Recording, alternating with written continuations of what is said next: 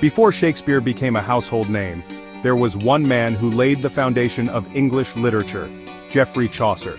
Today, we dive deep into the life, works, and times of the man who gave us the Canterbury Tales and forever changed the literary world.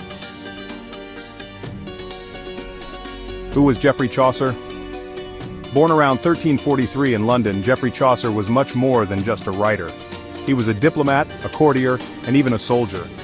Coming from a middle-class family, Chaucer's father was a wine merchant, which gave young Geoffrey access to the royal court.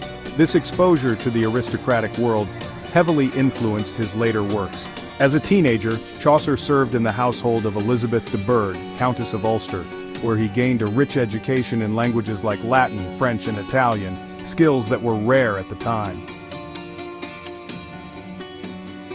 To understand Chaucer's work, we must first understand the world he lived in.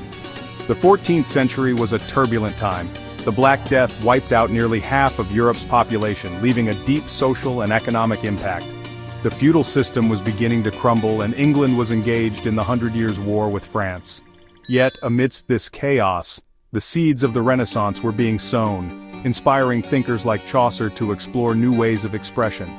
The church dominated daily life, but corruption within its ranks was rampant.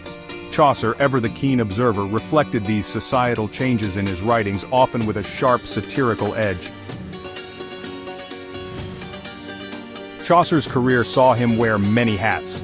He worked as a diplomat, negotiating treaties, and even traveled to Italy, where he encountered the works of literary giants like Dante, Petrarch, and Boccaccio.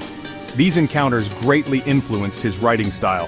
In 1369 he wrote The Book of the Duchess, an elegy for Blanche of Lancaster. This marked the beginning of his poetic journey. Later works like The Parliament of Fowls and Troilus and Criseyde cemented his reputation as a skilled storyteller. But Chaucer's magnum opus is undoubtedly the Canterbury Tales. Written in Middle English, it's a collection of 24 stories told by a group of pilgrims traveling to Canterbury.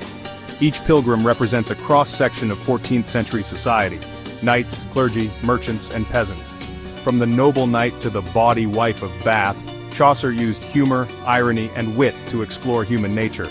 His stories weren't just entertaining, they were a mirror reflecting the complexities and contradictions of his era. Chaucer faced his share of challenges. Writing in Middle English, rather than the more prestigious Latin or French, was considered unconventional. Yet, this bold choice made literature accessible to the common people. His works were also unfinished at the time of his death in 1400. Despite this, his influence is undeniable.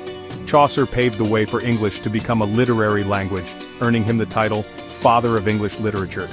Why should we still care about Chaucer today? Well, his stories remind us of the universality of human experiences: love, ambition, greed, and redemption.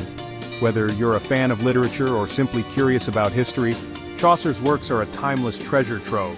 So the next time you pick up the Canterbury Tales or hear someone speak of the Middle Ages, remember the man who bridged the gap between medieval and modern literature. That's Geoffrey Chaucer for you. Subscribe for more literary explorations.